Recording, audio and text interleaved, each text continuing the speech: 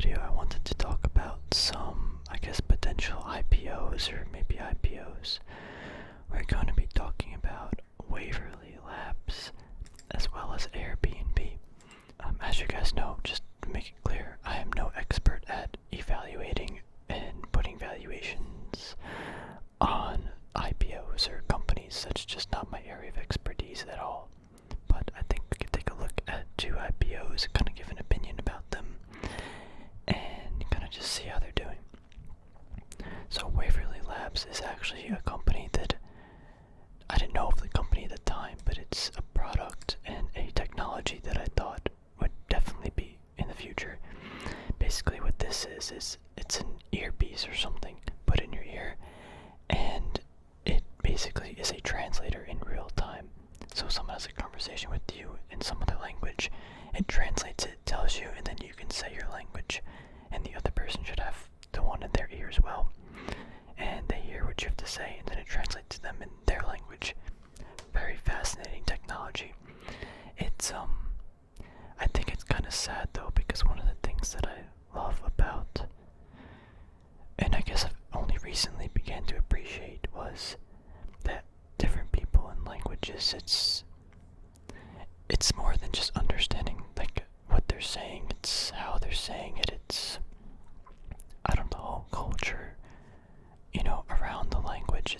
There's more than that, and this kind of takes that away, but it does make it easier for people to communicate and interact with each other, and there basically is no language barrier. But again, this is still working technology, and let's just talk about the company, not necessarily my point of view on the technology, So let's just shop around real quick. This is basically their only product. That's all they need right now, but it's that's surprising. Why is the black more money? But anyway, it's about like $130 for this. I don't know how much it costs or whatever, so yeah, this is basically just the product. Translates about 20 languages. Listen, lecture, conference, has 2 different modes.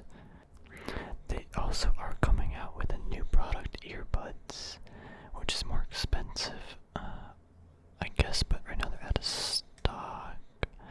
One thing I want to note is this has already been, CNN, CBS, this has already been on the news. It's kind of out there, the technology is still advancing, but it is still well known, so I think we have to factor that in about how hyped it's going to be if it does IPO and when.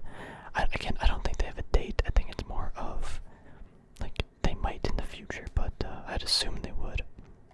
That's interesting too. You can still use the earbuds for music streaming and phone calls and stuff. It's basically just like here's the thing though, if this company is doing this, like why isn't, or maybe Apple is already doing it, we have to factor in that maybe other companies are already doing this. So what's gonna make this company better than, let's say, if Apple were to do it, because Apple does have the funds. Or maybe they'll just buy this out, you never know. That's something also we have to keep in mind. If you go to their investors page, I did fill out my name and stuff, and they didn't send me any information yet. I only did that, I think last night or something, but they didn't send me anything. So yeah, despite them saying, if you want more information, get ahead of whatever, like, this is just not, like, they didn't send me anything, even though I filled this out, so I'm kind of confused about this, and I don't know, and revenue to date, 9.2 million, 40,000 units sold. Definitely need to know their profit margins, how much debt they have. We need to definitely know more information, but they don't have to publicly release that if they're not a public company, so. One thing though, partnership B2B, this thing I think is, the B2B is where I think the big money is going to be made, because companies, that work in these environments are going to put down big orders. I think that's where we're going to see an initial, or not initial, but where a lot of the source is going to, or money is going to come from. This is also one of those products where once the user has it, yeah, you can improve the technology, but you can't. How do you get recurring revenue from it? How do you maintain, other than I just sold the product, how do you continually get money? So that's one thing, but just interesting.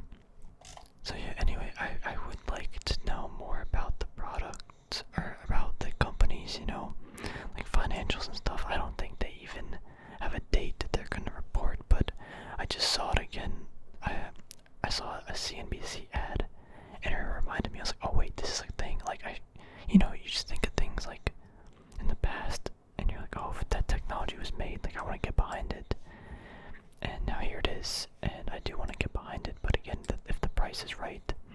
These IPOs and things that are coming out are just in valuations that are just dumb and not worth it for an investment, in my opinion. So I'll keep this updated. We'll see what happens. But yeah, for now, I think that's the end of the conversation with this. Waverly Labs, helping translating conversations between different languages. I think it's an important technology. The next company I want to talk about is Airbnb. This, according to Forbes, November 19th. Today's the 25th. This video will probably go out tomorrow or the next day. Yeah, probably actually this weekend because it's Thanksgiving and stuff. They're looking to go public December 2020 with at least 4 million hosts.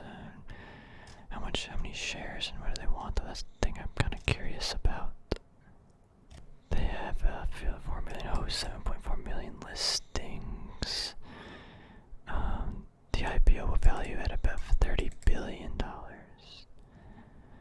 Interesting. Okay, let's keep that in mind. So what do they kind of do? I guess we'll just read this real quick just so we're both completely understand about what happens. Business of connection, offering millions of places to stay and tens of thousands of handicraft activities, all powered by local hosts.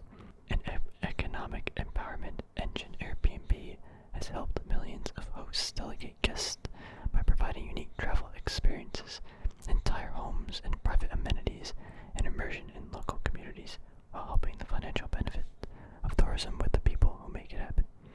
With more than 800 million guest arrivals to date, accessible 62 languages, dialects, 220 countries, Airbnb promotes human connection, blah blah blah. Okay, these are the people. Fast facts: 5.6 million active listings, 10,000 cities. Okay, not really important. Here's the better stuff.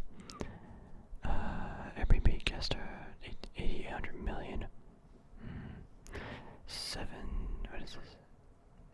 Average annual earnings per host, about 8,000. I guess the one thing that would be important to know is what percentage of revenue, how does exactly they make money, see how they work. So here they're kind of just explaining how the company works, but I want to know how they make money. How do they make it work, And it doesn't really seem like they have anything on their website. So again, I want to know specifically how they make their money, not broadly.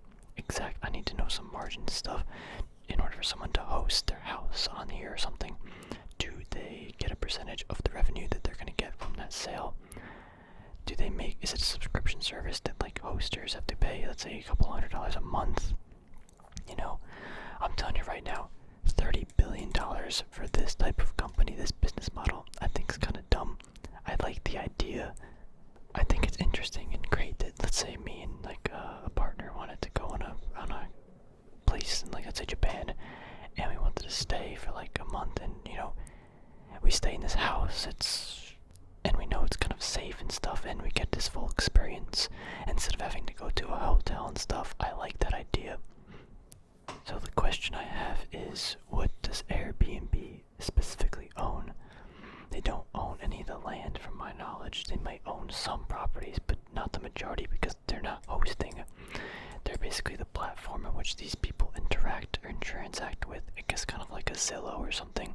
They're just like the median exchange that helps, buyers find sellers, or people that are willing to put up their home to host, that they can go visit or stay in for a couple nights. So they don't own any land, they probably don't own any assets, they own this platform that people can more easily exchange with. So we have to keep that in mind. This business model needs to have a good amount of revenue, and I guess not reliant on assets, because they're basically not going to have any assets other than cash, because they don't own any land or any property. And the big thing I need to know here is the margins. I really need to know the margins. Are they making, let's say, 10% per host? Are they making because I think the scalability is here for this business. There's definitely scalability